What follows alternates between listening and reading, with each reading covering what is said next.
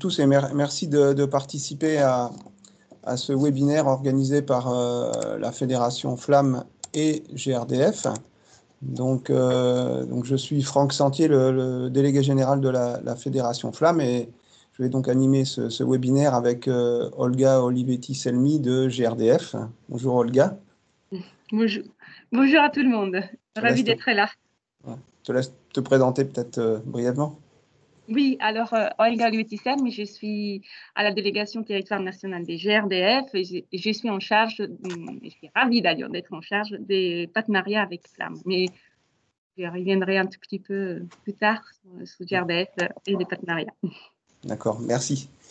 Donc ce webinaire donc, va traiter des adaptations du réseau de distribution de GRDF qui peuvent être nécessaires liées à l'évolution de la consommation de gaz, donc qui va évoluer dans les années qui viennent, avec en particulier la rénovation énergétique des logements, des bâtiments au sens large, et d'un autre côté la production décentralisée de biométhane. Donc nous allons avoir présentation par GRDF, donc d'une part, pour commencer, du réseau de gaz, bien sûr. Ensuite, un point sur le développement du gaz vert. Et puis, donc, l'élément essentiel de ce webinaire qui seront quelles actions d'adaptation du réseau de gaz peuvent être mises en place face à ces évolutions.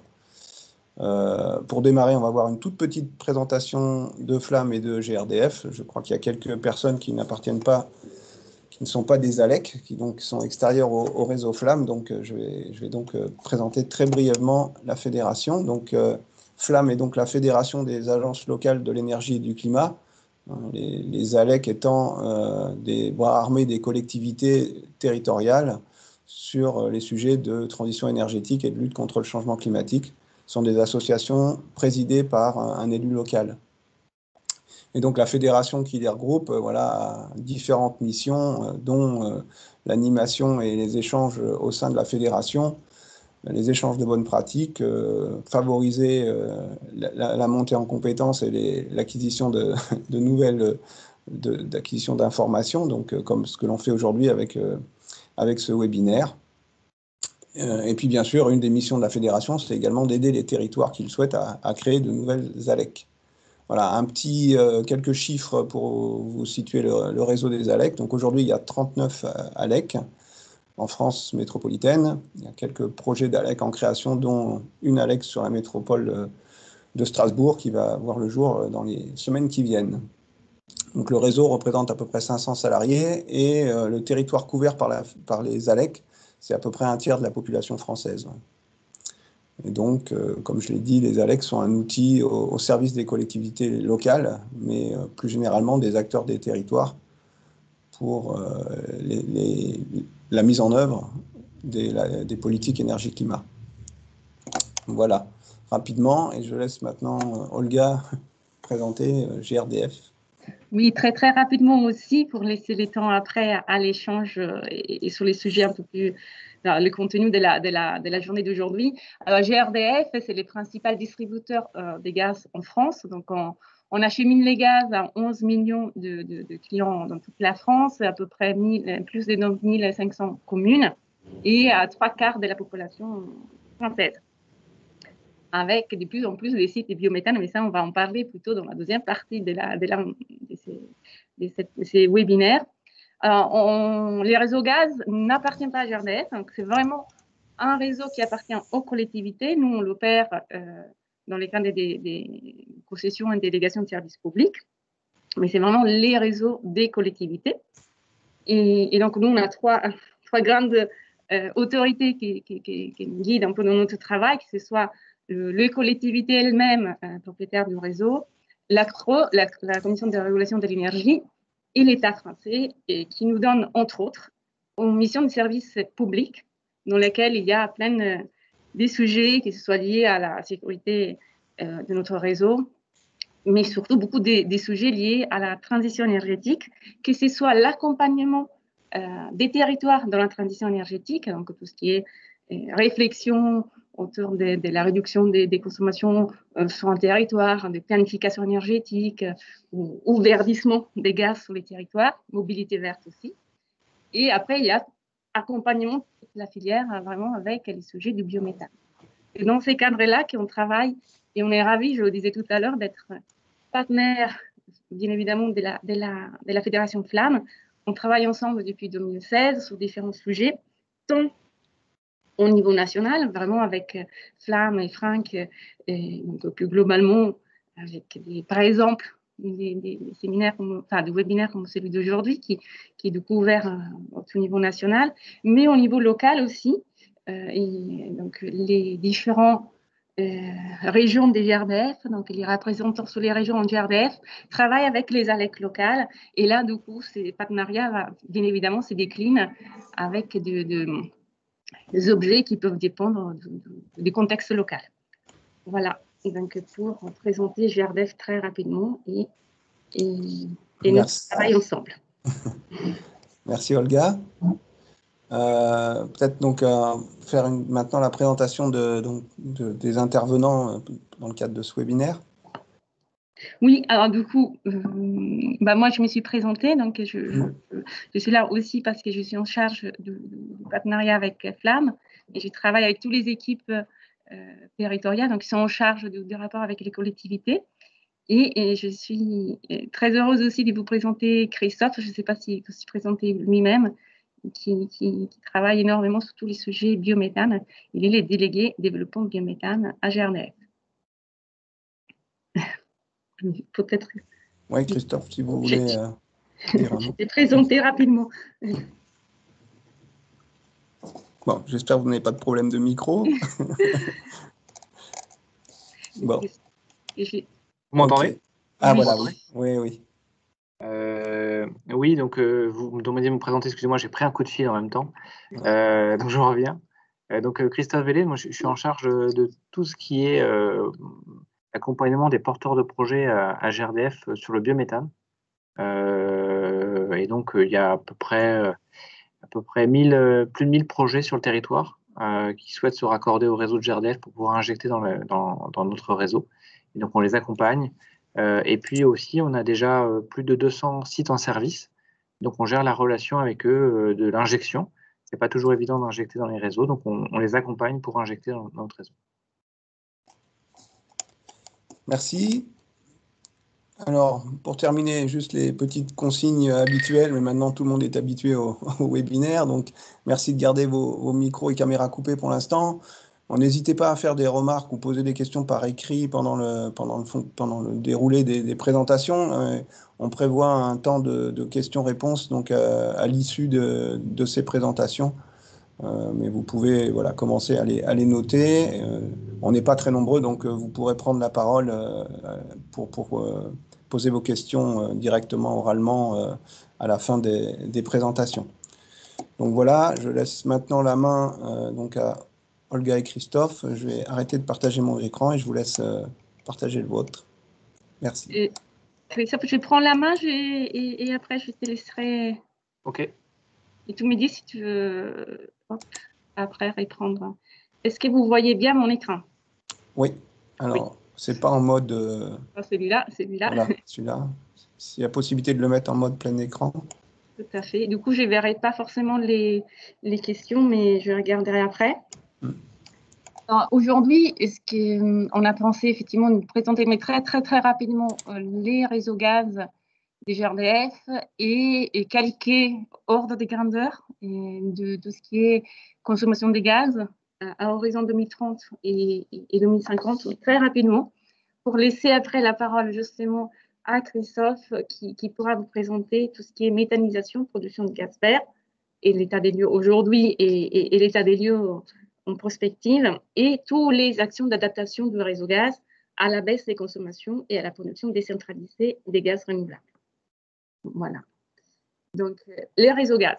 Les réseaux gaz, aujourd'hui, je parle plus en général, les gaz arrivent, avant 2011, les gaz ont passé toute la totalité des gaz qui étaient consommés en France, arrivaient de 5 points, soit en forme gazeuse, en 5 points très concentrés. Et donc, vous voyez les petites flèches bleues, ou soit par forme liquide dans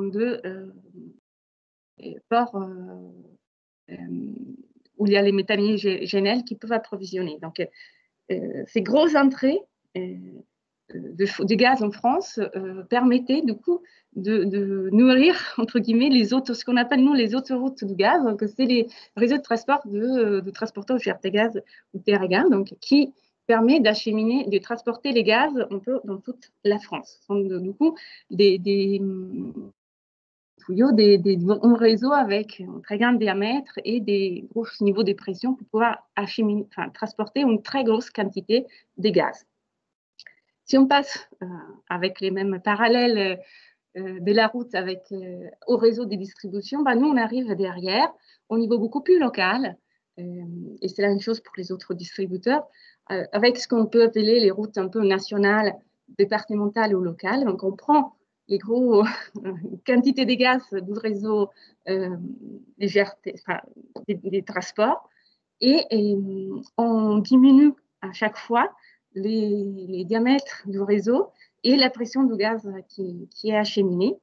Et via des postes, on le voit dans l'image qui est au milieu de la slide, le petit poste fuchsia, qui est un poste de détente, qui permet du coup de baisser au fil de l'eau la pression et arriver à des pressions qui sont beaucoup plus proches de celles des clients qui sont raccordés à notre réseau.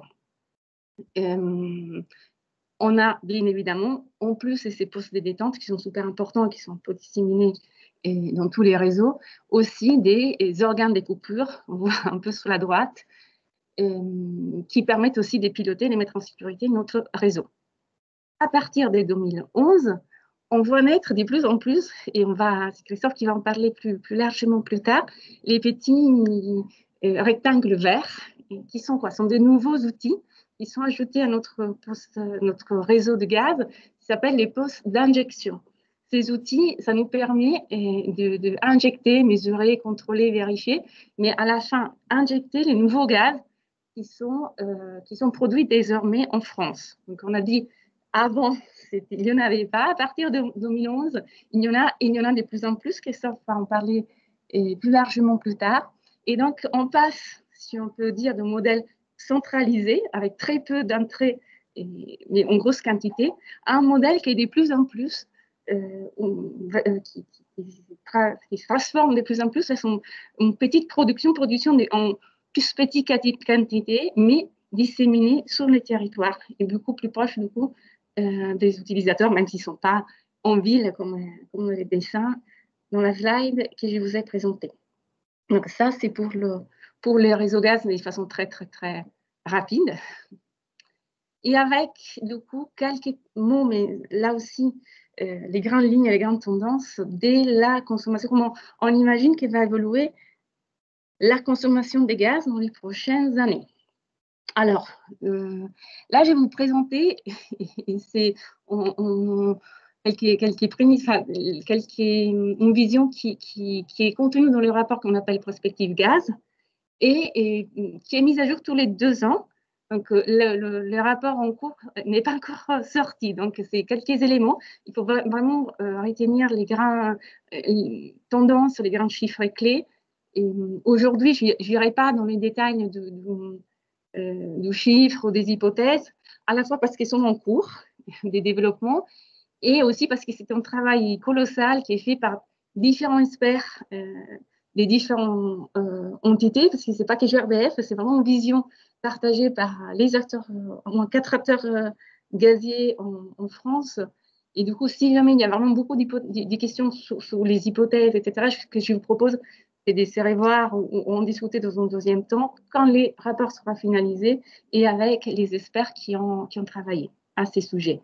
Mais ce qui peut retenir, ce qui est important, c'est quand même qu'on met à jour tous les 2 ans ces travails-là, qui sont un travail collaboratif et que ça permet un peu de se projeter dans les prochaines 10, 20, 30 années. Et là, le travail de l'année passée qui est en train d'être finalisé, c'est un peu une nouveauté sur l'étude des 3 scénarios qui sont très contrastés et qui sont pour 2 vraiment issus de la SNBC, donc de la stratégie nationale bas carbone, avec les scénarios de référence, un scénario plus où la place du gaz est un peu plus importante. Et il y a un troisième scénario qui est issu pour le coup du travail fait par les régions, et notamment dans le cadre des SRADET. Donc, on a regardé tout ça et on a essayé de voir un peu quelles sont les grandes tendances. Il y a quand même des hypothèses ou des éléments clés sur lesquels on a travaillé. Donc, c'est des scénarios qui se basent sur l'analyse des 5 secteurs, que ce soit les résidentiels, les tertiaires, l'industrie, la mobilité et la production d'électricité. Donc, il y a des grandes tendances d'éléments, ou grandes hypothèses sur lesquelles ils ont travaillé. Donc, pour ce qui concerne les tertiaires et les résidentiels, forcément, une augmentation une évolution du parc de la résidentielle et tertiaire avec une augmentation des rénovations lourdes et une baisse de la part des marchés du gaz, avec aussi, en parallèle, par contre, une augmentation de l'efficacité des éléments de l'installation des chauffages avec des packs gaz ou des chaudières à haute performance. Une efficacité énergétique qu'on retrouve aussi dans l'industrie, avec, pour au moins les scénarios territoires, un développement de l'hydrogène dans l'industrie. Et après, les grands éléments clés, c'est un développement de la mobilité biogénérée pour les véhicules lourds et aussi, au moins sur un des scénarios, des mobilités à l'hydrogène. Plus, on baisse la consommation des véhicules gaz parce que, comme pour les autres éléments, on imagine que l'efficacité des infrastructures, des différents éléments va augmenter. Voilà les grandes hypothèses. Tout ça, qu'est-ce que ça donne? Ça donne, d'ici à 2030, effectivement, on a en diminution, si on regarde tout la consommation de gaz aujourd'hui, et on est un peu moins des 500 TWh, c'est des grands chiffres un peu à retenir, et on voit qu'effectivement, cette consommation, elle diminue, et la contraction, elle est très forte dans les secteurs résidentiels et tertiaires, dû au fait de cette rénovation très importante et aussi à l'augmentation de l'efficacité des installations. L'industrie aussi, il y a un effort d'efficacité et qui est un peu moins fort, entre guillemets, dans les scénarios territoires. Ça ne veut pas dire qu'il y a moins d'efficacité, mais c'est qu'on considère qu'il y a une partie du gaz qui est plus importante parce que c'est là où on a un peu d'hydrogène qui va arriver et qui va remplacer les gaz naturels.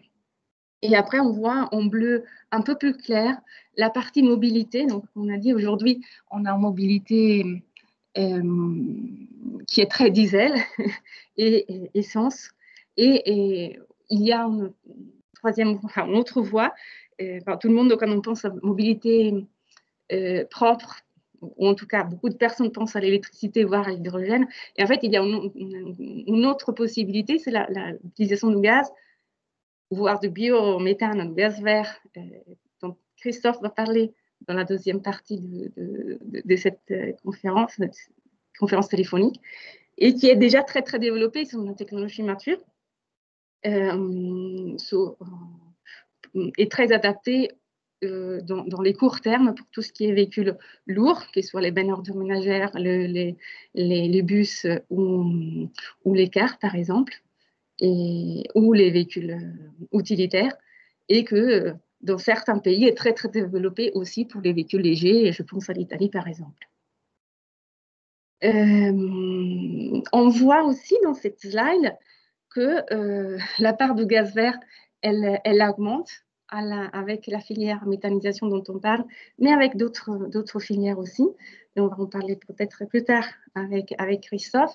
Et donc, on imagine que si on a une baisse des consommations d'énergie primaire d'environ 20%, on a aussi en parallèle aussi une augmentation de l'énergie renouvelable, gaz produite en France, et qui permet d'avoir entre 10 et 20% des gaz renouvelables dans des mix gaziers et tout usage confondu à l'horizon 2030.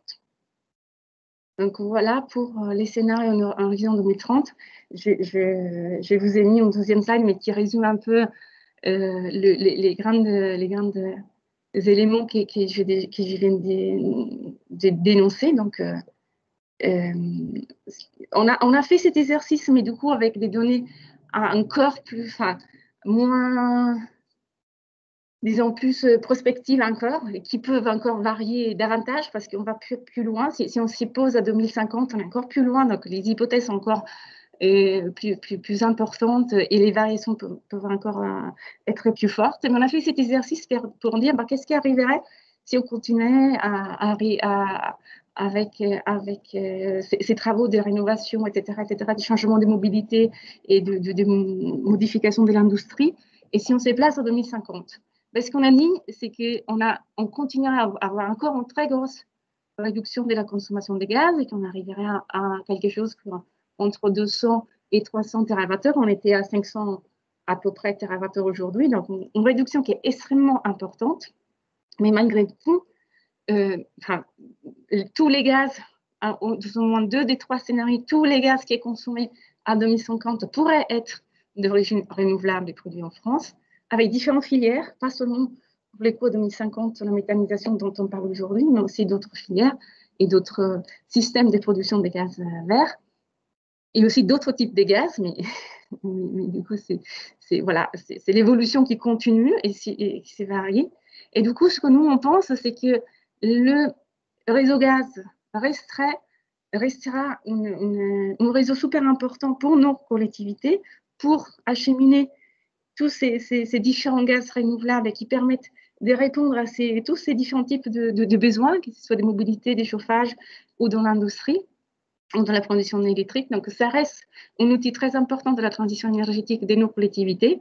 Et nous, on commence déjà à y travailler à GRDF, mais aussi avec les autres représentants et acteurs de la filière, parce que ça nous demande bien évidemment de travailler en amont pour anticiper cette adaptation, vérifier que l'injection de tous ces gaz reste compatible avec l'utilisation derrière, la qualité, tout ça. C'est plein de sujets différents qui nous mobilisent dès aujourd'hui pour pouvoir être prêts au fil de l'eau et accompagner tous les acteurs qui se mobilisent pour produire et utiliser ces gaz.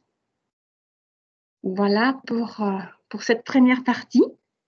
Du coup, je laisse la parole à Christophe. Tu me dis, Christophe, si tu veux prendre la main directement ou si j'ai fait... Non, j'enchaîne tout de suite sur la méthanisation et la production de gaz vert. Donc effectivement, comme l'évoquait Olga à l'instant, dans le mix des énergies renouvelables qui s'offrent à nous gaziers, entre guillemets, on va retrouver la méthanisation évidemment, donc le biogaz comme première solution de gaz renouvelable, puisque les autres sont des solutions qui vont intervenir plus tard, que ce soit la pyrogazéification ou la production d'hydrogène à partir d'électrolyse, sont des moyens de production de gaz renouvelable qui interviendront plutôt à partir de 2030. Ce qui nous mobilise beaucoup aujourd'hui, c'est l'accompagnement de cette filière émergente de méthanisation, avec énormément de projets aujourd'hui en cours et qui ont un impact majeur sur la façon dont on construit le réseau et dont on le gère au quotidien. Et c'est ce que je vais essayer de vous expliquer, déjà en vous remontrant, Olga, si tu veux bien. Enfin, je prends le contrôle. Voilà. Attends, je demande le contrôle, ce sera plus simple. Hop. Merci, Olga. Normalement, c'est bon. Donc voilà, donc, je vais revenir déjà faire un peu de pédagogie. Pour ceux qui savent déjà tout sur le sujet, j'en suis d'ores et déjà désolé, mais je pense que c'est important de bien poser le cadre avant de rentrer un peu plus dans le détail. Un site de méthanisation, c'est un site qui va digérer en digestion anaérobie, sans oxygène, des déchets, principalement sur le marché français, des déchets agricoles, des lisiers, des fumiers, des résidus de culture, des cultures intermédiaires à vocation énergétique, donc tout ce qui est couvert des sols en dehors des périodes de culture principales. On va retrouver aussi sur certains projets des bouts de stations d'épuration, soit en complément des déchets agricoles, soit des projets sur les stations d'épuration directement, c'est-à-dire la méthanisation sur la steppe. On a aussi pas mal de projets de ce type-là aujourd'hui sur le territoire national. Et puis on va retrouver des projets sur des décharges. Il y a 230 décharges en France.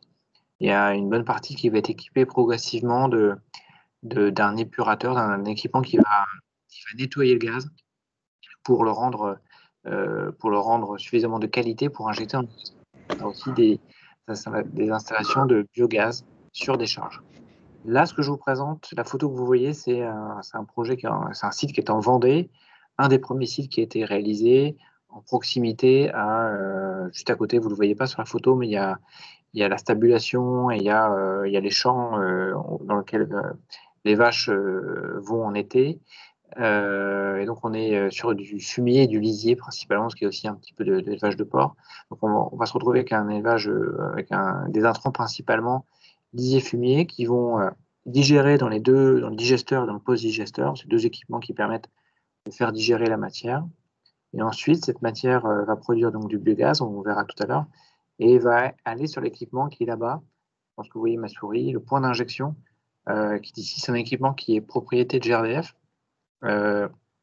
qui est opéré par GRDF, pardon, et qui permet de vérifier que le gaz est de qualité et le mettre ensuite à la bonne pression pour qu'il soit prioritaire dans le réseau et qu'il puisse donc alimenter la ville qui est à côté.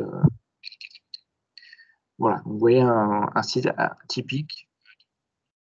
Vous avez aussi la rampe de pesée des camions, puisque évidemment tout est mesuré, calculé. Donc les camions sont pesés pour vérifier. Il faut compter la quantité d'intrants, de tonnage qui arrive. Vous avez les stockages. Là, il y a des halls de matière solides qui peuvent arriver. Donc, souvent, pour limiter les odeurs, vous avez des halls fermés avec un traitement des odeurs. Et sur ce site-là, vous ne le voyez pas parce que c'est en souterrain. Vous avez un système automatique qui passe le fumier lisier dans le digesteur avec une canalisation enterrée. Voilà un exemple de site. Hop, je vais avancer. C'est moi qui ai la main, mais ça ne marche pas. Si. Donc, ce que je viens de vous dire, vous le retrouvez sur ce transparent-là, sur ce visuel-là.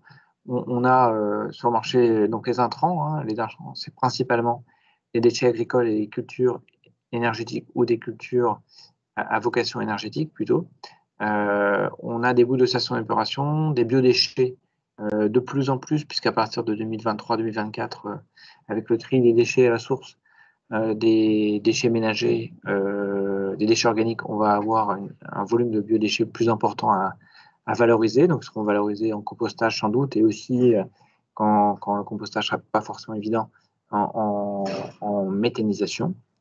Vous avez des déchets industriels, principalement des déchets d'industrie agroalimentaire, voilà. Et puis, ce que j'évoquais tout à l'heure, le nom standard aujourd'hui des centres d'enfouissement ou des décharges, c'est des installations de stockage de déchets non dangereux qui vont produire ce fameux biogaz. Ce biogaz, il peut être valorisé sous 3 formats, en chaudière directement pour produire la chaleur, en cogénération, et puis en injectant dans le réseau après une phase d'épuration. Et ce qu'il ne faut pas oublier, et ce qui fait toute la valeur de la méthanisation, c'est au-delà du gaz qui est produit, du gaz renouvelable qui est produit, il y a aussi un engrais naturel qui s'appelle le digesta, qui va être épandu sur les sols agricoles en grande majorité, et qui vient venir remplacer les engrais de synthèse qui sont aujourd'hui courants dans la profession agricole. Voilà pour la pédagogie. Un autre slide sur la pédagogie du marché. Encore une fois, les 4 types de projets qu'on retrouve. Vous avez la grande majorité des projets, c'est des installations agricoles ou agricoles territoriales. Agricoles, c'est des installations qui sont à 100% avec des matières issues du milieu agricole. Agricole territorial, c'est des installations un peu plus mixtes, qui acceptent des déchets du territoire, des bouts de stations d'épuration, des déchets d'industrie agroalimentaire. Vous voyez les ordres de grandeur de coûts aussi. La grande majorité des projets agricoles sont des projets autour de 5 millions d'euros en CAPEX, et avec un poids important des OPEX sur le chiffre d'affaires généré. Un tiers du chiffre d'affaires vient couvrir les OPEX. C'est ça, ce qui en fait une filière renouvelable un peu particulière par rapport à l'éolien et au photovoltaïque, où la grande majorité du coût de l'énergie est issue du CAPEX pour les projets d'éolien et photovoltaïque. Là, c'est pas la même chose, hein. Le vent et le solaire, le soleil, c'est gratuit. Là, souvent, on a du coût de production des intrants, hein. Donc, notamment les cultures intermédiaires à vocation énergétique vont coûter de l'argent à produire, et donc ça va être présent dans le bilan. Et un autre poids d'OPEX, c'est l'épandage du digesta, les coûts de transport de cette matière, jusqu'à l'épandage sur les sols agricoles. Ça représente aussi un poids important. Voilà. Sur les stations d'épuration et sur les décharges, les projets sont un petit peu différents. C'est moins dynamique. Le marché est fini, hein, de stations d'épuration sur lequel on peut développer des projets de méthanisation, puisqu'il faut une taille critique assez importante. Et comme vous le savez sans doute, la plupart des stations d'épuration sont de toute petite taille. Donc voilà, le marché est limité en matière de méthanisation sur station d'épuration. Et de la même façon, sur les décharges, le marché est limité. Donc ce qui va se développer, c'est principalement des projets agricoles. Et c'est ce qu'on voit aujourd'hui sur le marché français. Voilà, donc ce que je viens de vous expliquer, vous retrouvez sous format de schéma. Donc vous avez des intrants qui sont autorisés et qui permettent d'avoir droit à un tarif d'achat. Ces intrants, il y a une liste finie, c'est celle-là. Ensuite, vous allez produire grâce au digesteur du biogaz brut, qui est à moitié du méthane et à moitié du CO2, avec plein d'autres petits composés qu'on va évacuer, qu'on va épurer par la suite, dans la suite du processus. Lorsque la digestion a eu lieu, donc au bout de 80-90 jours, vous récupérez donc le digesta. Ce digesta va être répandu sur les sols. Sa particularité, contrairement au fumier ou lisier, c'est qu'il n'est plus du tout odorant, puisqu'il a tout ce qui va faire l'odeur du fumier du lisier, qui est souvent répandu aujourd'hui dans les terres, dans la campagne, émet des odeurs. Le digesta, lui, pour le coup, n'émet aucune odeur, et il a quasiment les mêmes caractéristiques agronomiques et sanitaires que le fumier lisier.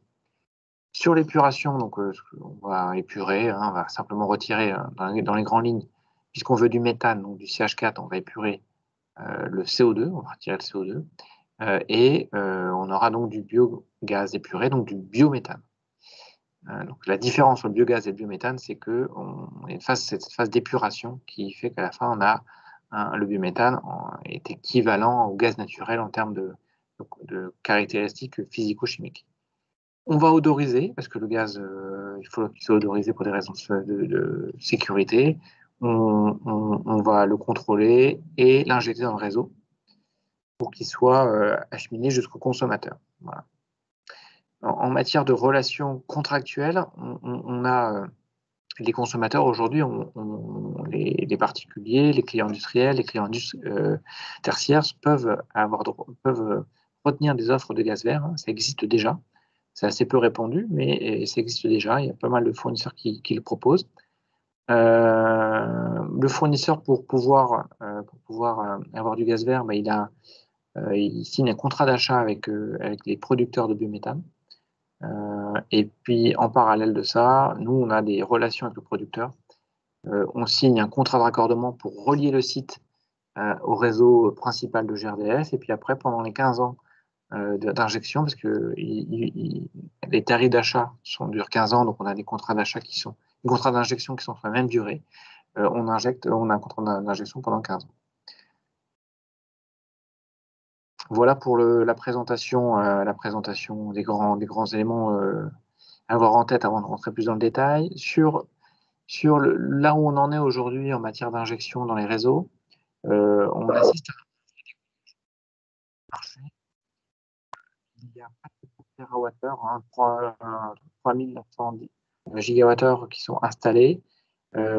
Ces installations ont produit en 2020 un peu plus de 2 TWh. D'où vient l'écart entre ce qui est installé et ce qui est réellement injecté? C'est que, comme vous le voyez sur le graphique, il y a beaucoup d'installations qui ont été mises en service dans l'année 2020, et donc ils n'ont pas toutes, et comme voilà, ils ont pas toutes fonctionné dès le départ à 100% de la charge, parce que c'est nécessite une montée en charge. Mais ce qu'on peut vous dire d'ores et déjà, c'est que les installations fonctionnent très bien. Il n'y a aucune difficulté de fonctionnement et d'injection, et les bilans attendus, les bilans économiques attendus des installations sont au rendez-vous.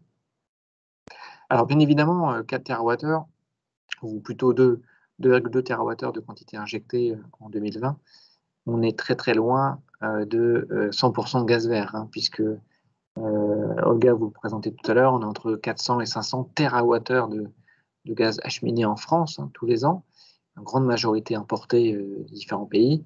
Et la production française de gaz vert renouvelable ne représente que 2 TWh. Voilà. Ceci étant, la dynamique elle est lancée. Comme vous le voyez en bas, vous avez un autre chiffre, il y a beaucoup de chiffres sur ce slide. Vous avez un autre chiffre. Aujourd'hui, on a plus de 1000 projets qui sont en train d'avancer, qui vont se mettre en service dans les 2 à 3, voire 4 ans qui viennent. Et ça équivaut à 26 TWh. Donc, ça commence à représenter 5 à 6% de la consommation française en 2023.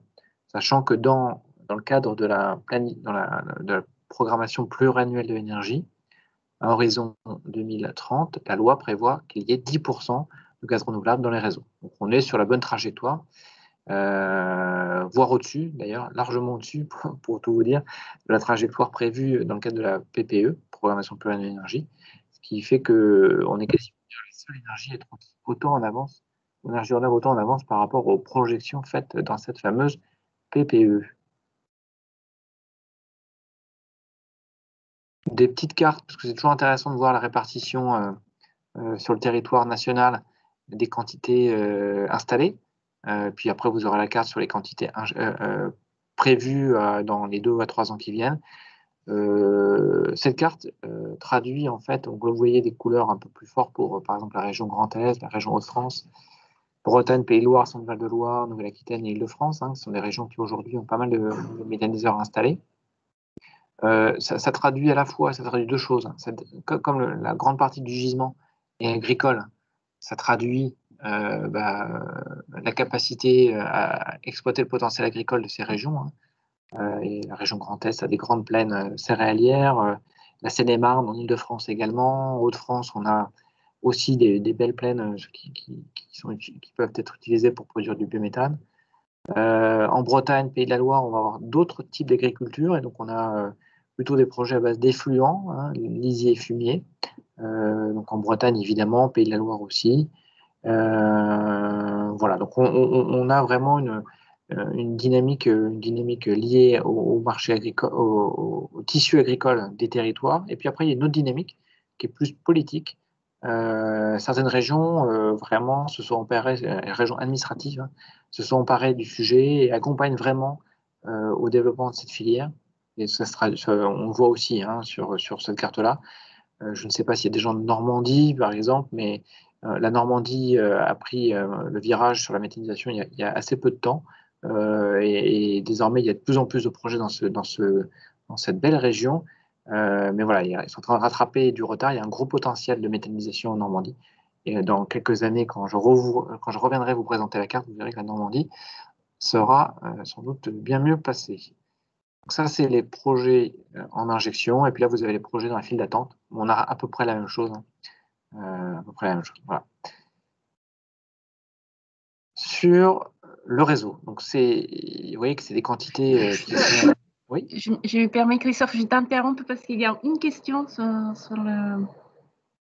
Alors, que fait-on du CO2 épuré? C'est cette question-là, Olga, il me semble. Tout à fait, c'était ça. Ouais. Donc aujourd'hui, le CO2 le CO2, il est envoyé à l'atmosphère. Si on revient sur le processus juste avant de production du biogaz, hop, je dois avoir un schéma quelque part. Non. ça va trop vite. Voilà. Quand vous vous retrouvez ici, là, ici, lorsque vous épurez, vous allez avoir donc du CH4, du méthane ici, hein, et vous allez rejeter le CO2 à l'atmosphère. Alors vous allez me dire, tiens, c'est bizarre, on considère que c'est une énergie renouvelable et on envoie du CO2 aux petits oiseaux. Ce qu'il faut comprendre, c'est qu'on est dans le cadre du cycle du carbone, cycle court du carbone, puisque ce qui va servir par exemple à la pousse des couverts végétaux en intersaison ou à l'alimentation des animaux qui vont par la suite produire ces fameux effluents lisiers et fumiers, cette pousse de culture va nécessiter du carbone par le biais de la photosynthèse. Par le biais de la photosynthèse. Donc on va synthétiser, entre guillemets, grâce à l'effet du soleil, le CO2 pour faire pousser la plante. Et donc, ce CO2 qui va être utilisé par la suite, pour produire le méthane et qui va être émis à l'atmosphère par la suite, va être dans la même quantité réutilisé la saison suivante pour la même pousse de ces plantes. On est sur un cycle où on a autant de carbone utilisé pour la méthanisation que ce qui est renvoyé à l'atmosphère. Et donc, on est sur un cycle, on est sur aucune émission de CO2 à l'atmosphère en plus, tout en produisant l'énergie renouvelable. Et ce qui fait qu'aujourd'hui, en analyse de cycle de vie, le biométhane à l'usage n'émet aucune émission de gaz à effet de serre. Ce qui va être considéré comme étant gaz à effet de serre dans le biométhane, c'est tout ce qui va être utilisé pour produire ce biométhane. Donc principalement le transport des intrants, ce qui va être utilisé pour construire le site, et qui vont amener derrière à une émission à une évaluation du biométhane en matière d'émission de gaz à effet de serre de 23 grammes par kilowattheure, ce qui fait que c'est 10 fois moins élevé que l'émission de gaz à effet de serre du gaz naturel. Donc lorsqu'on utilise du biométhane à la place du gaz naturel dans la chaudière, on va économiser quasiment 200 grammes par kilowattheure, ce qui est énorme, et ce qui fait toute la force finalement de cette énergie renouvelable en matière d'abattement des gaz à effet de serre. Je ne sais pas si j'ai répondu correctement à la question. Alors après, il y a des sites qui essayent de récupérer, pour encore abattre plus les émissions de gaz à effet de serre, qui essaient de récupérer le CO2 émis à l'épuration. Donc c'est facile pour avoir des valeurs négatives, pour réduire vraiment les émissions de gaz à effet de serre. Simplement, c'est des coûts, la captation du CO2 pour valoriser après le CO2, par exemple dans les serres qui ont besoin pour la pousse des plantes, de ce CO2, ou dans les industries agroalimentaires comme Coca-Cola, par exemple, pour faire de la boisson gazeuse. C'est possible, mais c'est vraiment aujourd'hui assez peu développé parce que très coûteux. Je réavance. Je vois qu'il y a une question de Gwenolé Lebars d'Amorce. On va bientôt avoir des projets de méthanation hydrogène décarboné. Tout à fait, dans ce bac à sable réglementaire. Tout à fait. Donc effectivement, un des autres, j'en ai pas parlé. J'ai parlé de la valorisation principalement du CO2 comme matière première pour certains process, mais le CO2 de méthanisation peut aussi être utilisé pour produire du méthane de synthèse, réinjecté dans le réseau. Je m'explique, on a le CO2 qui est épuré, qui sort de l'épurateur. On a à côté une source de production d'hydrogène renouvelable, associée souvent à des parcs éoliens ou des parcs photovoltaïques qui produisent de l'électricité. On va produire de l'hydrogène par l'électrolyse. On va faire la synthèse, la méthanation de ce molécule de H2 avec la molécule de CO2, qui va donner du CH4, du méthane, donc qui va être injecté dans le réseau.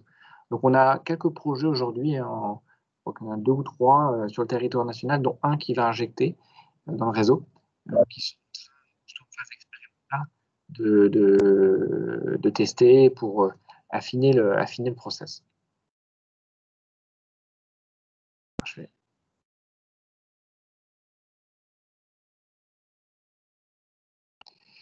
Voilà, donc pour revenir au réseau cette fois-ci, au réseau de gaz, vous avez vu qu'on avait, comme l'a évoqué tout à l'heure Olga, on a les autoroutes du gaz, donc gérées par les transporteurs de gaz, hein, qui acheminent le gaz à l'entrée des villes. Et puis après, on va avoir les petites routes nationales, départementales, chemins vicinaux, gérés par GRDF en grande majorité sur le territoire, qui permet d'acheminer le gaz jusqu'aux consommateurs finaux. On a donc des tout petits tuyaux, nous, opérateurs de réseau, et pour pouvoir raccorder les sites, de biométhane, on va utiliser les réseaux de distribution parce qu'ils sont, le réseau étant bien maillé, ils sont souvent assez proches des sites de production de biométhane, et ils sont aussi le coût d'accès, le coût d'amener du biométhane, des réseaux de gaz en technique de distribution, avec les réseaux de distribution, est assez accessible pour un porteur de projet de méthanisation. On a très généralement des projets de méthanisation qui sont entre 3 et 5 km éloignés du réseau existant.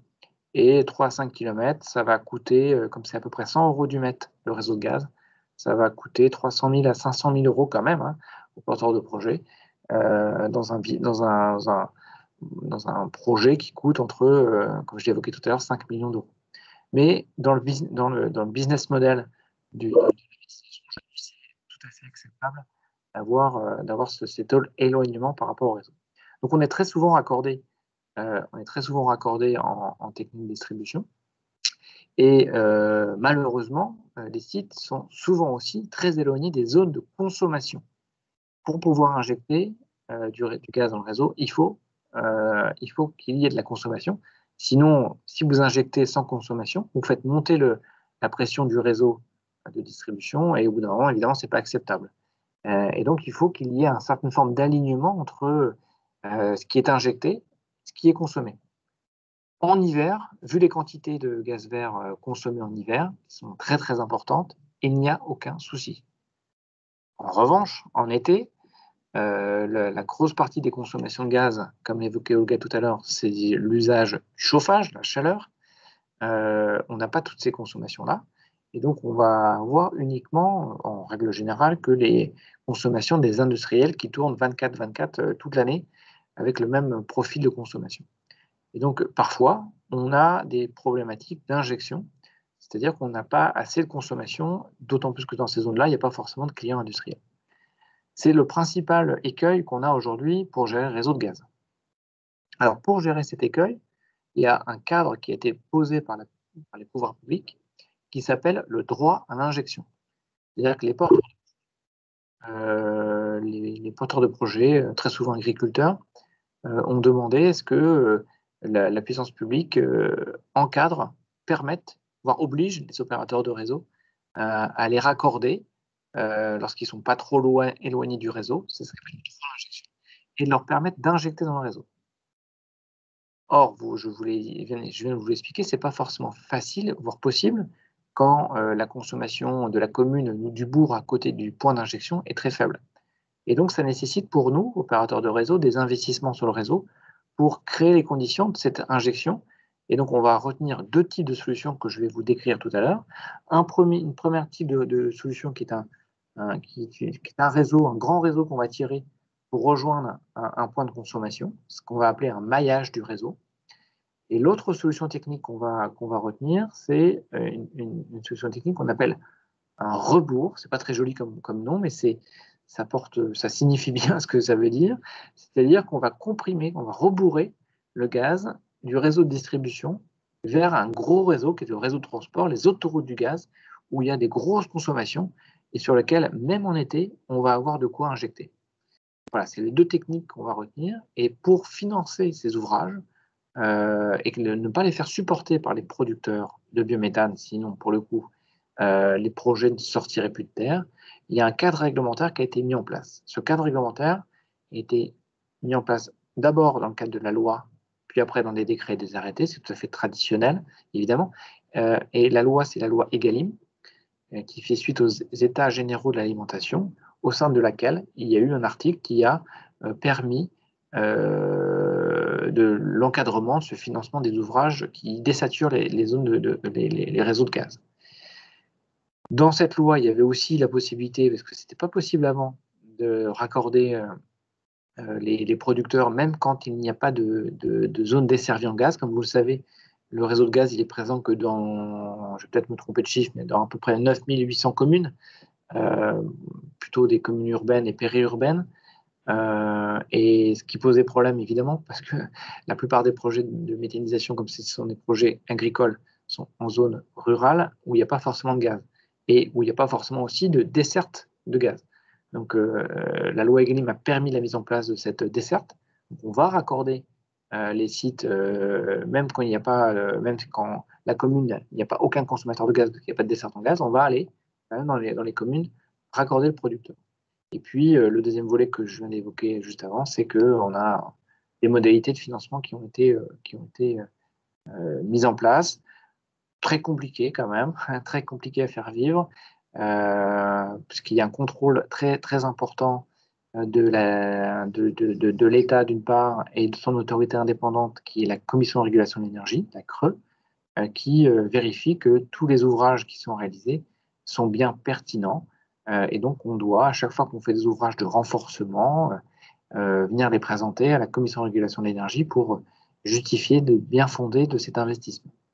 Je ne vais pas aller au-delà dans ce slide, sinon ça pourrait être compliqué. Voilà. Ce que je vais essayer de vous expliquer là maintenant, c'est au-delà du cadre réglementaire, qu'est-ce que ça veut dire en termes de type de réseau. Voilà. Donc là, vous avez le réseau de transport, les autoroutes du gaz, si vous voyez ma souris en vert ici, là. Vous avez les réseaux de distribution, donc les petites nationales, les départementales et tout ce qui s'ensuit en bleu. Vous avez ici schématisé le digesteur, donc le site de production, et en vert à côté, le poste d'injection. Évidemment, ce n'est pas à l'échelle, vous l'aurez remarqué, puisque les digesteurs sont quand même beaucoup plus gros que les petits postes d'injection, mais en tout cas, c'était la représentation qu'on a voulu faire ici. Donc, il y a plusieurs solutions pour un producteur de biométhane pour se raccorder au réseau de gaz. La première, c'est de se raccorder en réseau de transport. Ce réseau de transport, c'est des autoroutes du gaz, et donc, c'est des réseaux qui sont plus costauds, qui ont des pressions plus élevées, plus de 60 bars. Et donc, pour tirer du réseau, c'est le terme qu'on emploie, jusqu'au site de production de biométhane, ça va être beaucoup plus coûteux, je l'ai déjà abordé tout à l'heure, que les petits réseaux de distribution qui sont en PE, qui vont coûter 100 € du mètre quand vous allez vous retrouver avec des coûts de raccordement transport qui peuvent être à 300, 400, 500 € du mètre. Donc, on n'est pas du tout sur la même échelle de grandeur. Donc aujourd'hui, la grande majorité des projets sont raccordés en réseau de distribution. Il y en a un petit peu qui sont raccordés en réseau de transport pour deux raisons. Parfois, les sites sont gros.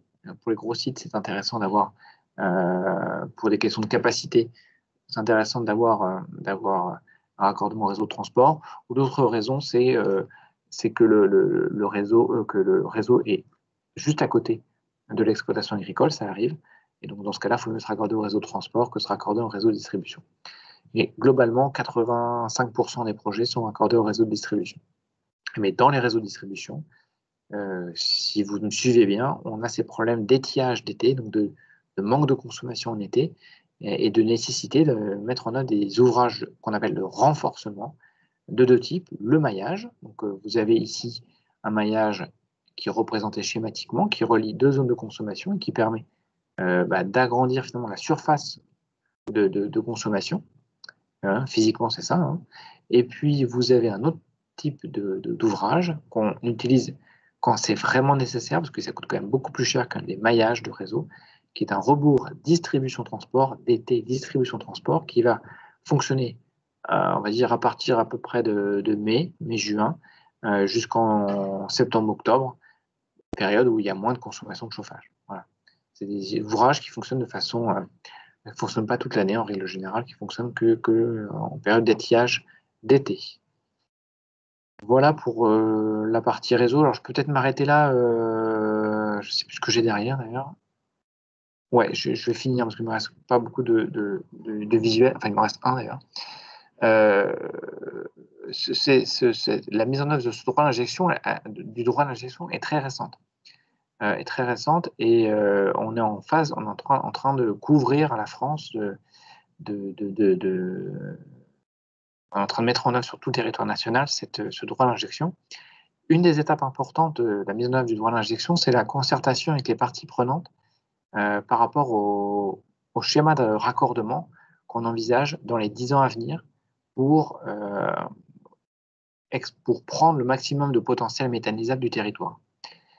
En vert, vous avez sur cette carte à gauche, en haut à gauche, vous avez les zones qui ont déjà été validées par les Creux. Donc sur ces zones-là, vous avez accessible au public les canalisations qu'on envisage de réaliser dans les années à venir pour aller chercher justement le potentiel de méthanisation. En rouge, ouais, vous avez les zones qui sont en phase de concertation avec les parties prenantes. Donc, les parties prenantes, c'est les syndicats d'énergie, les chambres d'agriculture, les porteurs de projets, enfin toutes les parties prenantes autour de la méthanisation qui sont intéressées pour le développement du réseau et qui donnent leur avis, dans le cadre d'une consultation sur un réseau, qui donnent leur avis sur ce réseau qui va être implanté dans cette zone. En orange, vous avez les zones qui ne vont pas tarder à passer en consultation, qui vont venir en cours, hein, qui sont les zones qui font l'objet d'un travail commun entre les opérateurs de réseau. Parce que à chaque fois, le réseau, finalement, pour aller chercher le potentiel de méthanisation, vous allez avoir différentes solutions techniques, soit des réseaux de distribution, soit des réseaux de transport. Parfois, sur un territoire, vous n'avez pas que GRDF comme opérateur de réseau, même si on couvre une grande partie du territoire. Il y a dans le territoire, dans certaines zones, des régies. Donc, on doit se mettre d'accord sur un schéma de raccordement, un schéma de développement du réseau. Et ça c'est le travail que vous ne voyez pas forcément, mais qui est fait pour pouvoir lancer la consultation publique. Voilà, donc aujourd'hui, il y a à peu près 45% du potentiel total de méthanisation qui est couvert par des zones. Et il y a beaucoup d'investissements qui sont déjà lancés pour pouvoir raccorder tous ces sites qui sont en train qui vont se mettre en service dans les 2 à 3 ans qui viennent. À droite, vous avez une autre carte qui présente les rebours qui sont en train d'être différents jalons. Vous avez 3 rebours qui sont déjà réalisés. Le rebours qui est à Pontivy, un rebours qui est en Vendée à Poussauges, et un rebours qui est à Chessy, à côté de Disneyland, qui désature la Seine-et-Marne, qui va d'ailleurs avoir un autre rebours bientôt. Voilà. Et donc en bleu, vous avez ceux qui sont en réalisation, et en orange, ceux qui sont à l'étude. Donc on est sur une dynamique assez forte d'évolution du réseau et d'investissement des opérateurs de réseau pour accompagner le développement de la filière méthanisation, qui est en croissance très très forte en ce moment, en croissance très très forte en ce moment. Voilà ce que je pouvais vous dire sur l'évolution du réseau, donc des investissements très importants des opérateurs de réseau, tout confondu, hein. Et puis aussi, ça je ne l'ai pas abordé, mais on pourra en parler si vous le souhaitez, des nouvelles façons de gérer le réseau, puisqu'il faut qu'on rende prioritaire à chaque fois le réseau, l'injection de biométhane, l'injection de gaz renouvelable, au détriment du gaz importé qui est amené par les opérateurs de transport. Ce n'est pas toujours évident et c'est une nouvelle façon d'apprendre à exploiter le réseau. Voilà ce que je pouvais vous dire sur l'adaptation du réseau lié à l'injection de gaz renouvelable. Merci Christophe. Bien, c'est bien, il nous reste pratiquement une demi-heure pour les questions-réponses. Voilà, donc nous ne sommes pas nombreux, donc ce que je vous propose, c'est de lever la main et voilà, on vous distribuera la parole pour que vous puissiez poser vos questions en direct. C'est quand même plus agréable. Si je peux me permettre, après, je peux répondre à beaucoup d'autres questions que des questions liées à l'adaptation du réseau. Si vous avez des questions plus larges sur le gaz renouvelable dans le mix énergétique français, n'hésitez pas. N'hésitez pas. Oui, de la part de biogaz dans la mobilité. Oui, tout à fait. Tout à fait. Tout à fait. Donc aujourd'hui, la part de biométhane qui va vers la mobilité, elle est à 40%. 40% de ce qui est injecté va directement vers la mobilité. Le reste va vers les usages plutôt combustibles, plutôt chaleur. Et effectivement, côté GRDF, mais pas que nous d'ailleurs, on croit fortement à l'intérêt du biométhane sous format carburant pour décarboner le secteur des transports. Donc ça commence à bien prendre sur le transport de marchandises. On espère aussi beaucoup sur les véhicules utilitaires dans les années qui viennent.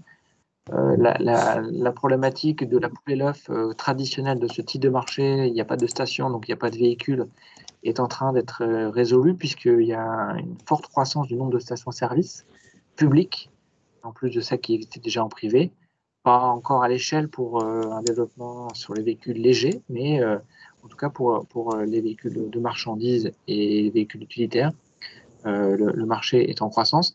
Alors, malgré tout, on en entend quand même beaucoup moins parler qu'un autre vecteur énergétique qui apparaît comme étant, enfin deux vecteurs énergétiques qui apparaissent comme étant des solutions un peu miracles, l'électricité d'une part et l'hydrogène d'autre part. Donc l'électricité, oui, c'est intéressant, mais je vous invite à regarder les études de l'Institut français du pétrole et de l'énergie nouvelle ou d'autres d'ailleurs qui comparent les véhicules électriques vis-à-vis des véhicules au biogène V. Vous voyez que vous allez voir que les émissions de gaz à effet de serre sont en faveur, sont moins importantes avec des véhicules qui roulent au biogène V. Et puis l'hydrogène, c'est un très bon vecteur énergétique, mais on en produise de l'hydrogène renouvelable, des quantités importantes, ça va prendre un petit peu de temps. Alors comment se fait concrètement la priorisation de gaz? Tout à fait, Thomas. N'hésitez pas à compléter la réponse si vous le souhaitez, que ce ne soit pas un monologue. Comment se fait concrètement la priorisation de gaz renouvelable sur le gaz importé? Ouais, c'est tout à fait ça. C'est en fait, on règle les postes transport, distribution, donc qui gèrent l'acheminement justement du gaz qui vient de la mer du Nord ou qui vient des terminaux méthaniers ou qui vient des Pays-Bas ou qui vient de Russie, etc. Ces réseaux, ces postes transport, distribution sont réglés à une pression plus élevée. Et donc, de ce fait-là, que les postes d'injection, et de ce fait-là, en priorité, c'est le gaz renouvelable qui est consommé, qui est injecté, qui est consommé par les consommateurs. À combien le coefficient d'énergie primaire, combien pourrait-on estimer la prise d'énergie primaire sur un gaz 100% renouvelable? Bonne question. Je dois vous avouer que je ne vais pas avoir la réponse. C'est une bonne question. Robin, je reviendrai vers toi lorsque j'aurai la réponse effective. Je ne sais pas répondre. Faire un calcul.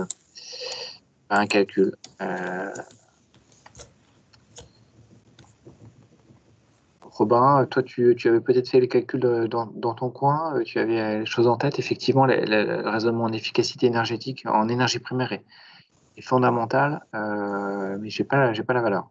C'est une colle là. C'est surtout que, pardon, je prends la main. C'est surtout que, oui, donc on a des ratios un peu politiques aujourd'hui sur ces ratios de conversion. Et c'est vrai qu'aujourd'hui, sur le gaz, on dit produit 1 pour 1, notamment dans les calculs réglementaires thermiques, si je peux dire. Oui. Et je me demandais, en fait, si demain, si on est en 100% renouvelable, quelle serait la différence par rapport au gaz naturel d'aujourd'hui. Comme vous disiez tout à l'heure qu'il y a 10 fois moins entre le biométhane et le gaz naturel, qu'on avait 10 fois moins d'émissions de CO2, je crois. Oui. Je me posais la question par rapport à ça. Oui, en fait, le calcul, il doit être assez compliqué pour le coup, parce que l'énergie qu'on va utiliser, on utilise aussi l'énergie électrique. Sur un site de méthanisation, le poste le plus important, c'est le poste de consommation d'électricité lié à l'épuration du biogaz qui nécessite une pression assez élevée. Donc, on a sur un site de méthanisation qui fait un chiffre d'affaires d'1 million d'euros, on va consommer entre 80 000 et 100 000 euros par an d'électricité. C'est très, très important. Donc, faut voir effectivement après quel facteur d'énergie primaire on prend pour l'électricité. C'est un usage continu, donc ça doit être, je sais pas, faut faire le calcul. J'ai plus forcément tous les ratios en tête. Ouais, j'imagine qu'on sera toujours meilleur que le gaz naturel. Ah oui. Voilà, c'est l'important. Ouais. Sur la place, oui, il y avait du carbone 4. Merci Alexis. Une question pour le facteur émission de gaz à effet de serre.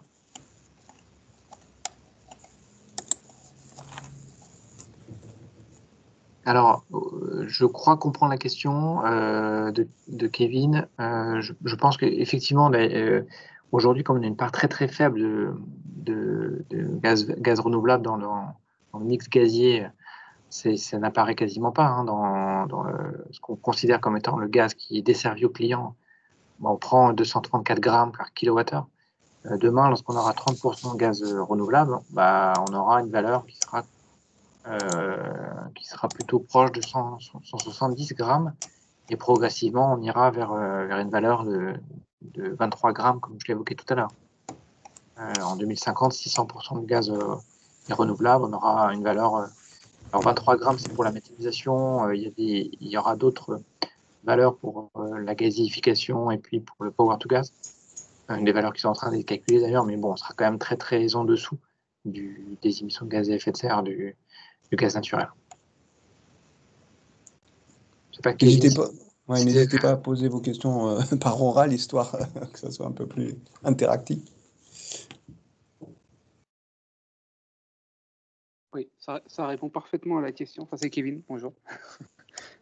Ça répond bien à la question. L'objectif de 30% là qu'on évoquait, c'est à quel horizon de gaz vert dans les réseaux? La loi prévoit 10% en 2030. Ouais, ça j'ai bien en tête. C'est les 30% que j'ai moins. Les 30%, ça sera en 2035-2040 à peu près. Ok. Il n'y a pas de cap fixé dans la loi à date. Ce que je peux vous dire, c'est qu'on peut produire beaucoup, beaucoup plus si on a les moyens financiers, parce qu'il y a une ressource qui est très importante, mais c'est vrai qu'aujourd'hui, comme on regarde le biogaz, le biométhane, on le regarde comme l'éolien, le photovoltaïque, c'est-à-dire qu'on le regarde comme étant uniquement un sujet d'énergie, ce qui n'est pas du tout le cas du biométhane, de la méthanisation dans sa globalité. Et donc, on compare ce qui n'est pas comparable, on compare un prix de gaz renouvelable avec un coût de production de gaz renouvelable avec un coût d'éolien. Et on se dit, tiens, c'est bizarre, le coût de production du gaz renouvelable, c'est entre 90 et 100 euros par mégawattheure aujourd'hui. Et on va le comparer aux chiffres que vous entendez souvent sur l'éolien photovoltaïque, entre 60 et 80 euros du mégawattheure, voire parfois moins sur certains champs éoliens dans des bonnes conditions, peut-être 40 euros par mégawattheure. Et donc, on fait raccourci très rapidement en disant que le gaz renouvelable n'est pas compétitif, mais sauf qu'ils oublient 2 points. C'est que le premier point, on produit de l'énergie toute l'année avec du méthane quand on veut, parce que c'est énergie stockable. Donc on a des facilités qui n'ont rien à voir avec de l'éolien et du photovoltaïque qui par définition doivent être stockées. Et le coût de stockage, c'est loin d'être nul. Différentes études montrent que c'est entre 20 à 30 euros par mégawattheure en plus. Donc on est déjà sur d'autres ordres de grandeur. Et puis évidemment, la méthanisation, ça traite des déchets, ça crée de l'emploi, beaucoup plus que l'éolien photovoltaïque. Ça n'a rien à voir, l'ordre de grandeur. Ça permet la transition agroécologique, donc c'est aussi un autre volet très important. C'est un vrai pilier de la transformation du modèle agricole français après une quarantaine d'années de révolution industrielle quand même si faut prendre ses précautions quand on évoque ce mot-là, et qu'on sait bien qu'il y a une transformation qui va être nécessaire dans le monde agricole, et la méthanisation, en valorisant les digestats, en valorisant les couverts végétaux, en valorisant les lisiers et les fumiers, est un accélérateur de ces transformations. Tout ça n'est pas chiffré, enfin en tout cas n'est pas chiffré lorsqu'on évoque le 100 € par mégawattheure. Je vous invite, on mettra dans le flux, à regarder l'étude très intéressante de la CRE, la Commission de régulation de l'énergie, qui a chiffré ce qu'on appelle pompeusement les externalités positives de la méthanisation à 30 à 40 € par mégawattheure. Donc ça veut dire qu'on est tout de suite sur d'autres comparaisons. Et comparaison n'est pas raison pour la partie énergie. Il faut vraiment intégrer les autres facteurs. Et finalement, la difficulté de la méthanisation aujourd'hui, c'est qu'elle est transversale. Elle nécessite un décilotage des services, aussi bien au sein des collectivités locales qu'au sein de l'administration française. Et que Dieu sait que c'est compliqué de faire parler les gens qui s'occupent de l'eau, les gens qui s'occupent de la prévention des risques, les gens qui s'occupent des risques sanitaires, les gens qui s'occupent de la politique agricole et des gens qui s'occupent de la politique de l'énergie. Aujourd'hui, et heureusement, on les remercie, c'est le ministère de l'énergie qui porte le développement de la méthanisation. Très honnêtement, c'est pas normal. Ça devrait être un mix beaucoup plus important. Et le ministère de l'Agriculture aujourd'hui devrait être beaucoup plus présent dans ce sujet de la méthanisation. Il l'est très très peu. Voilà, donc tout ça pour dire que ce sujet de la méthanisation nous fait toucher du doigt cette politique bien française de difficulté de déciloter. Et puis on touche à un autre élément très important qui est le NIMBY.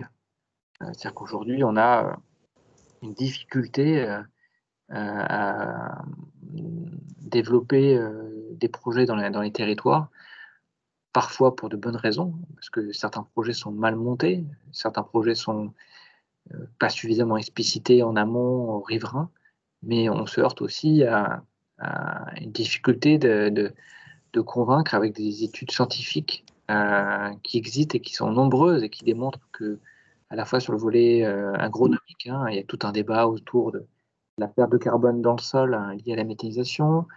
Il y a tout un tas d'études qui montrent qu'il n'y a pas de perte de carbone dans le sol, mais on a beau le montrer toutes les études, c'est pas entendu. On a le sujet des vers de terre. Alors, je suis devenu un spécialiste de vers de terre malgré que je travaille à GRDF. Bon, parce que il se trouve qu'effectivement, lorsqu'on dépend du digestat, mais comme quand on dépend du fumier, du lisier, on a des vers de terre qui remontent, les vers de terre qui font les allers-retours entre la profondeur et le sol. Et le sol, ouais. Ces vers de terre ont tendance à mourir au moment d'épandage. Quand on épand, vous mettez beaucoup d'eau sur un sol, vous verrez que vous avez tout un tas de vers de terre qui remontent parce que personne aime être aspergé d'eau. On a besoin d'oxygène et des vers de terre aussi. Voilà, il y a tout un débat de ce type-là et aujourd'hui on est dans ce phénomène et c'est normal. La méthanisation, l'implantation d'un site de méthanisation, c'est pas anodin dans le territoire.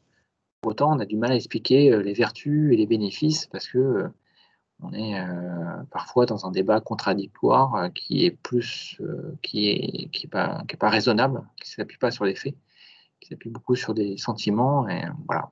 Donc c'est vraiment passionnant pour ça, la méthanisation. On est en plein dans les enjeux sociétaux. Il y a Thomas Lemaire qui a levé la main depuis un petit moment. Vous pouvez y aller.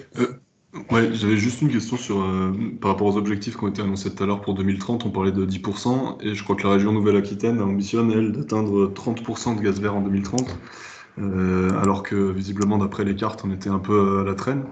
Est-ce que c'est un objectif qui vous semble atteignable, ou est-ce que c'est de l'affichage Il reste encore pas mal de temps quand même, d'ici 2030. Il ne faut pas trop que que les projets tardent. Il y a une accélération dans la région sud-ouest en ce moment, Nouvelle-Aquitaine, pardon. Une accélération dans la région Nouvelle-Aquitaine de projets émergents. Il y a le potentiel, il y a beaucoup de attention, Olga, on voit ton écran, si jamais. Il y a un gros potentiel de méthanisation dans la région Nouvelle-Aquitaine. Donc c'est pas inatteignable, mais c'est ambitieux. Ouais. C'est ambitieux. Il se trouve que dans la région, il y a aussi deux opérateurs, hein. Il y a GRDF et puis il y a Terega. On n'est pas tout à fait sur la même dynamique que dans les autres territoires. C'est pour ça que sur la carte, il n'y avait pas beaucoup de zones qui étaient réalisées, mais ça va s'accélérer. Ça va s'accélérer dans les mois qui viennent. D'un point de vue tracé des réseaux, la région va être au rendez-vous. Il y a beaucoup plus de projets. Après, 30% en 2030, c'est quand même ambitieux.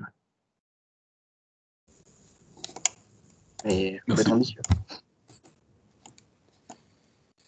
Alors, il y a quelques questions. On entend souvent que l'émergence du bois énergie va nuire au développement du biogaz. Je veux bien, Myriam, que tu explicites ta question. Sous quel angle tu penses qu'il y a un risque, enfin, les deux vont se concurrencer? Myriam? Oui, effectivement, c'est quelque chose qu'on entend beaucoup, nous, du côté de la région Bretagne, qu'en fait, il ne faut pas venir faire émerger des projets bois, énergie, avec des gros consommateurs, là où il y a du réseau gaz, en fait. Et donc, voilà, c'est à écouter, ouais, le vrai débat. Peut-être que c'est lié au fait que lorsque la collectivité est alimentée, il y a des zones où, par exemple, à Pontivy, puisqu'on parle de la Bretagne, ou même dans la banlieue de Rennes, il y a des zones où il y a beaucoup de méthanisation.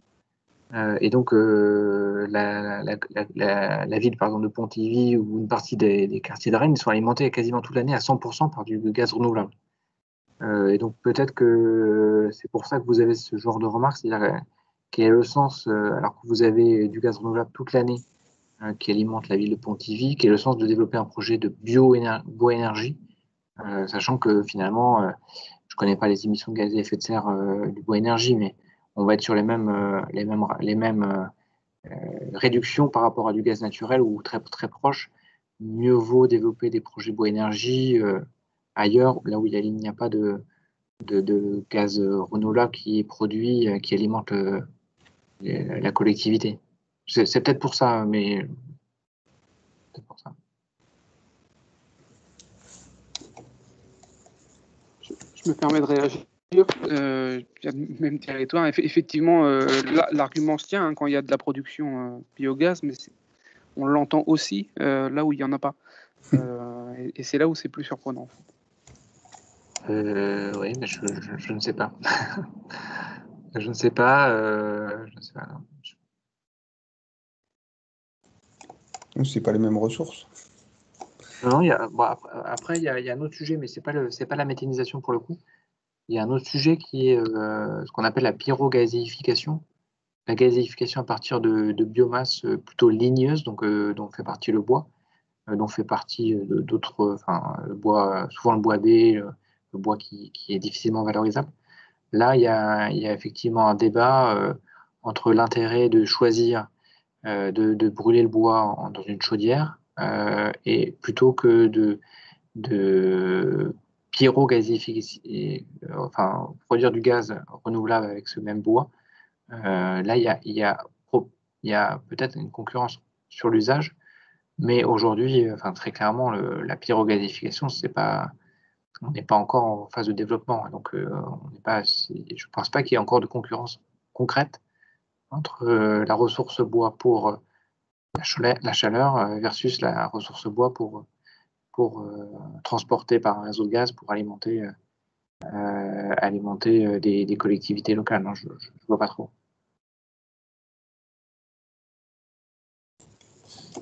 Il y a une question d'Alexis aussi dans le chat. Oui, Alexis, merci pour la question. Oui, en fait, aujourd'hui, pour les collectivités, il y a les deux leviers qui sont évoqués là, puisqu'à partir de 2023, il y a une obligation de trier à la source des déchets ménagers.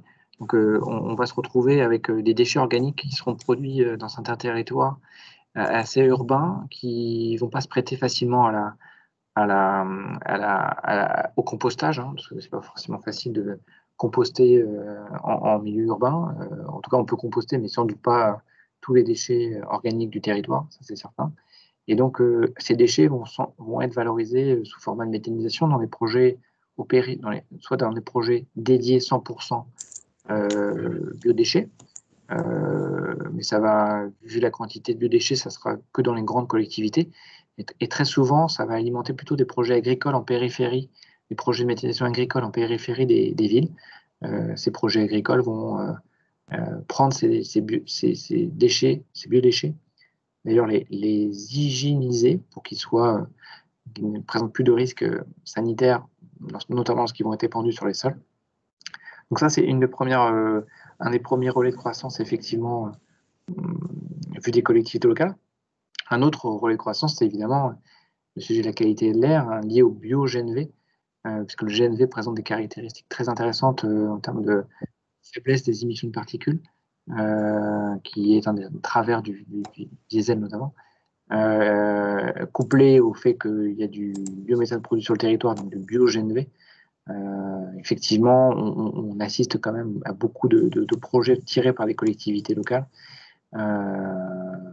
tirés par la consommation GNV et bio-GNV de demain. Donc ça va être aussi un relais important. Le développement, comme on évoquait tout à l'heure, de la mobilité propre va être un relais important au projet de méthanisation. Et du coup, je me permets, Christophe, juste un mini complément.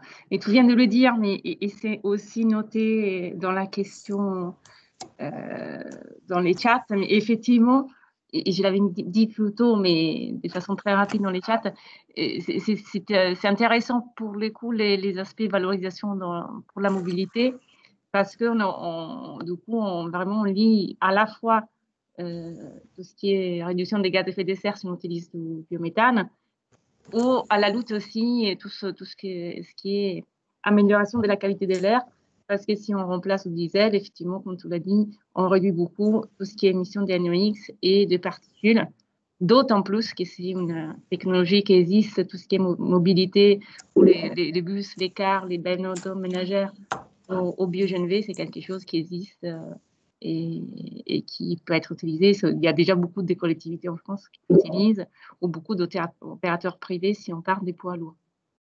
Donc, voilà un petit complément.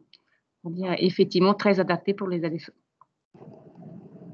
Moi, j'ai une question, c'est Franck Sentier-Flamme. Par rapport à ce que vous nous avez montré tout à l'heure sur le travail que vous êtes en train de mener pour adapter le réseau donc, aux évolutions de production et consommation. Donc vous avez, si j'ai bien compris, donc les points de rebours ou les zones les réseaux, comment on appelle ça, les ramifications, on va dire, du réseau. Maillage, voilà, pardon, merci. Sont prévus en fonction du potentiel maximal de production de biogaz qu'on peut espérer sur un territoire. Alors ça, c'est le côté production. Et côté consommation, qu'est-ce qui est utilisé comme hypothèse, on va dire, sur l'évolution des consommations d'énergie? Sur les consommations d'énergie, on prend des hypothèses, les hypothèses classiques de la SNBC, enfin du PPE SNBC. On est sur les hypothèses de l'État, on va dire. D'accord. Et la question aussi, c'est l'objectif, c'est de préparer ces maillages et ces rebours en amont, enfin, de manière prévisionnelle ou en fonction de l'arrivée des projets plutôt? Ouais, on est plutôt en fonction de l'arrivée des projets. Notre crainte la plus forte, c'est de générer ce qu'on appelle des coûts échoués, donc des investissements qui ne sont pas amortis, pas utilisés. Et donc c'est bien, on est bien dans une logique qu'on fait les investissements à partir du moment où on a des projets concrets. D'accord. Okay. Pour autant, dans le schéma de zonage, on fait des projections de réseau. Le réseau va sans doute pas se réaliser comme ça, parce que les projets vont pas se mettre là où on pensait qu'ils allaient se réaliser. On trace quand même des perspectives, ce qui permet quand même aux porteurs de projets de se dire, bon, voilà, là, si je fais un projet dans cette zone-là, sans doute que le réseau va passer, donc ça permet quand même de drainer les porteurs de projets vers ce qui est le plus intéressant pour eux. D'accord, merci. Il y a Eric Kanda qui a levé la main. Vas-y, Eric. Oui, merci Franck, merci à M. Bellec et à Olga. Bonjour Olga. Bonjour. Ma question porte sur les bornes de recharge aujourd'hui. Est-ce que on a une idée ou avez-vous un outil qui permet sur un territoire de savoir où se trouvent ces bornes? Parce que les collectivités aujourd'hui s'intéressent à la question et très souvent, la difficulté, c'est de savoir est-ce que je peux recharger à proximité, contrairement à l'électricité aujourd'hui où il y a une diffusion de bornes de recharge et où c'est la solution hein, qui est la plus simple aujourd'hui pour les collectivités. Même si il est clair que dans la loi l'homme, on parle de véhicules à faible émission, donc toute la panoplie de solutions. Et je me demandais si vous avez des éléments, des outils pour faciliter la compréhension de la façon dont ces bornes peuvent se déployer sur les territoires, sur celles qui existent et comment aussi peut-être apporter des solutions concrètes aux collectivités qui se posent des questions sur la façon de s'orienter vers ce type de solutions. Merci. Donc, Eric, tu parles des stations GNV, enfin des stations d'avitaillement en GNV, c'est ça, en gaz pour la mobilité? Tout à fait. Ok, donc effectivement, tu as raison, c'est super important. Et Christophe le disait tout à l'heure. Enfin, Christophe, je me permets, tu me dis si tu veux répondre. Je vais juste démarrer. Et tu as raison, c'est un élément, Christophe le disait tout à l'heure, fondamental parce que c'est un peu l'œuf et la poule. On a dit il y a beaucoup de disponibilité des véhicules et c'est en technologie mature. Mais il faut effectivement mallier davantage les stations, donc en avoir plus sur les territoires. Donc en Ile-de-France, parce que je sais que tu travailles dans l'Est parisien, il y en a de plus en plus et c'est tout un travail que les différents acteurs du territoire font avec parfois les collectivités. Et donc il y a des stations qui sont publiques, il y a des stations qui sont privées. Et il y a les sites, par exemple, de la FGNV qui met à disposition, je verrai sous le lien une carte des stations publiques. Mais surtout, n'hésite pas, pour les coûts, c'est quelque chose aussi qu'on fait. Et on parlait tout à l'heure du partenariat qu'on fait au niveau très, très local aussi, région par région, chaque territorial. Donc, pour vos interlocuteurs locaux, en plus, nous, qu'on travaille au niveau plus national, on travaille vraiment sur ces mariages. C'est un élément très, très important, que ce soit, par exemple, dans les cadres des PCOT, des réflexions des collectivités territoriales, pour déjà que les collectivités puissent connaître vraiment quelles sont les stations aujourd'hui, mais aussi à terme. D'ici 5 ans, etc., qui sont à disposition pour pouvoir s'avitailler en gaz. Je parle des collectivités, mais c'est aussi tous les autres acteurs du territoire, parce que quand il y a un ZFE, on aide à une zone à faible émission. Il y a aussi les autres acteurs du territoire qui ont besoin de savoir, les acteurs économiques, par exemple, où ils peuvent s'approvisionner. Et on peut aussi co-construire avec les acteurs, que ce soit les collectivités locales et les autres acteurs, les syndicats de l'énergie, mais aussi les acteurs privés. On peut aussi co-construire en vision de ces mariages pour le densifier davantage. Donc, c'est quelque chose qu'on a fait et on peut, nous, aider et contribuer à la réalisation de ces études. Donc, je vais mettre sous les liens du chat la vision à l'état des stations, donc, qui est fait par la FGNV et qui est mise à jour très régulièrement. Mais aussi, je vous invite de vous rapprocher avec à vos interlocuteurs. Voilà. Pour pouvoir travailler et affiner un peu cette vision et voir un peu où il y a des trous dans la raquette, comment on peut les densifier. Je ne sais pas si, Eric, j'ai répondu à ta question. Oui, tout à fait. Merci, Olga. Et je confirme qu'on travaille en effet en étroite collaboration avec les partenaires de proximité. Donc, voilà, comme là, nous avons un professionnel de la filière, j'en profite pour poser des questions un peu plus macro, je dirais. Ok.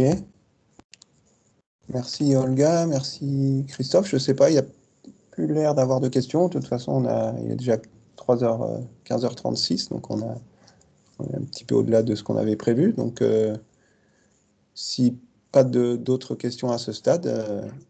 Il me reste à remercier les intervenants et les participants, en espérant que ça vous aura donc apporté des informations utiles pour les participants. Et puis à bientôt pour d'autres webinaires organisés en partenariat toujours. Merci beaucoup. Merci. Merci à tous, au revoir. Merci, au revoir.